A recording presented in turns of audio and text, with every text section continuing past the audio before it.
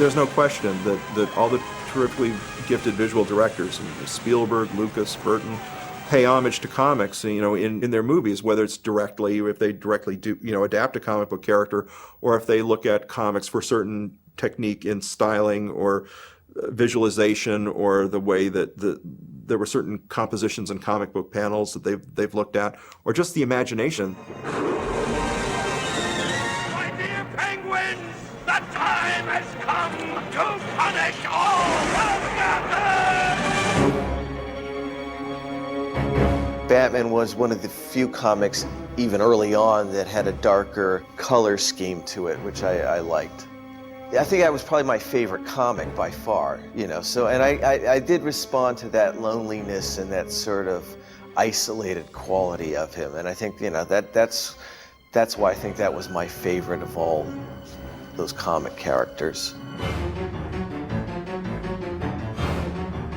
And the universe, I like characters that have dual, Catwoman and Penguin represent that sort of tortured animal human side, and I think that those are all, the whole Batman universe really tapped into, like in a way a good myth will tap into the sort of subconscious sides of people.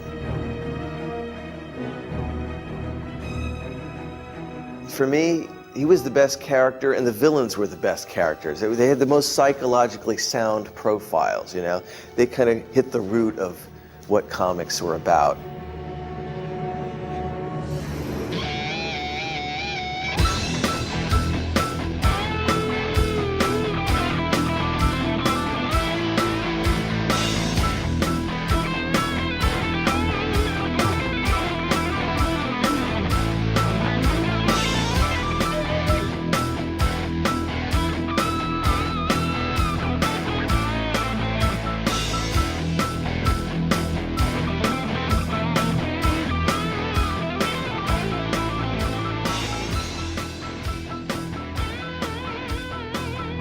It's hard to separate the superhero comic book from the whole mass marketing phenomenon.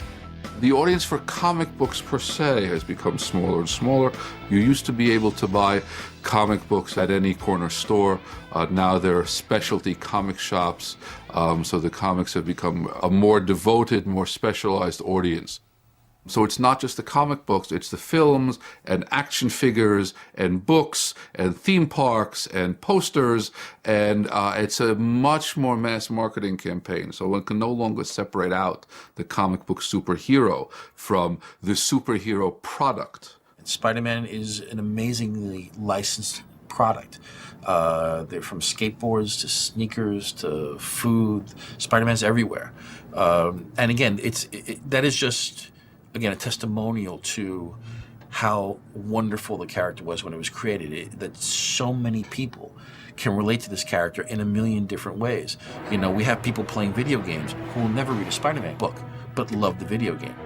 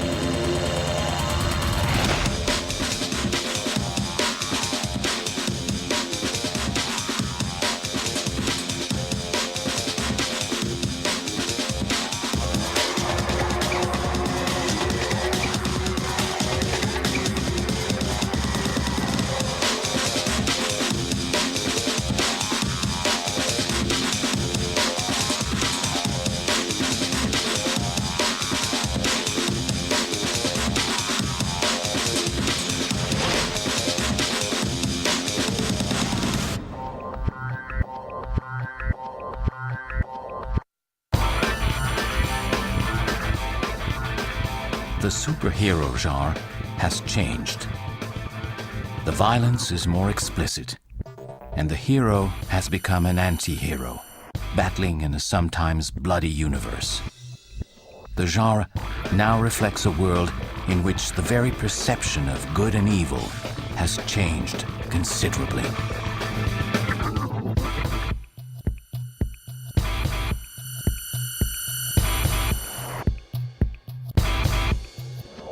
I think our heroes question ourselves. So I think what's very American about these characters is that they change as the country does. They move with us, and they move us, and they're just part of the fabric of what makes, I guess, American things colorful. At the same time, they're also very commercial. I think there is a lack of humor in comics now. I think in some of them, I mean, they've taken themselves way too seriously. I think I could count on. Well, I wouldn't have. I would have.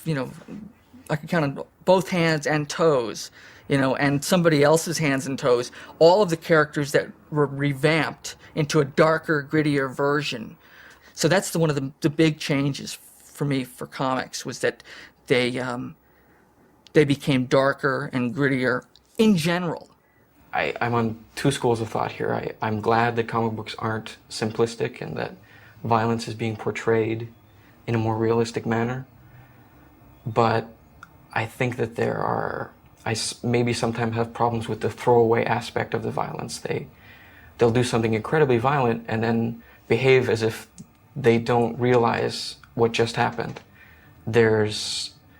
Everyone's numb to the things that are happening around them. They'll be covered in blood and no one is upset by it. So maybe if the characters became a little more aware of the brutality of their world, then it wouldn't be so strange to see this violence. I think that's the problem I have with it, is that the violence in itself, I don't have a problem with. It's the reactions to the violence that I think are disturbing.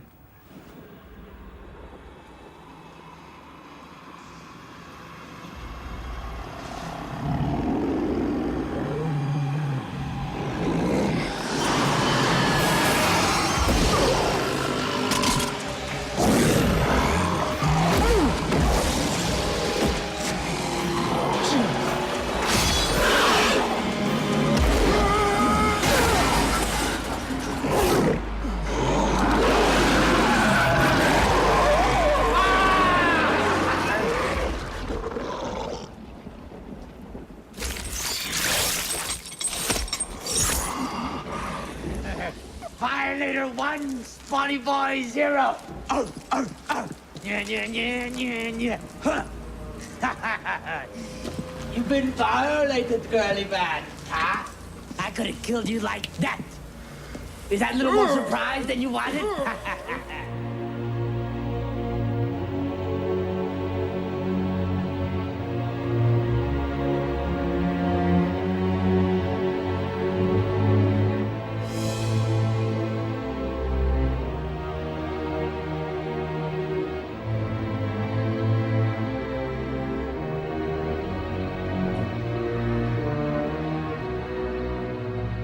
Comics were always fun.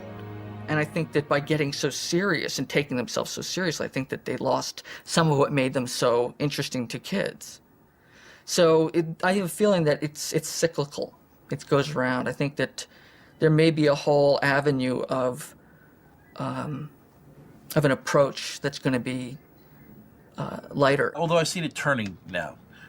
We went through a whole big dark period, and I think now people are ready to see their heroes be heroic again. And a lot of that also had to do with the climate here in the United States, for example, especially with American comics. We went through a whole series of events, starting in the 70s with Watergate and our heroes no longer living up to heroic expectations. So it only made sense that we'd be looking at comics and our paper heroes in the exact same way.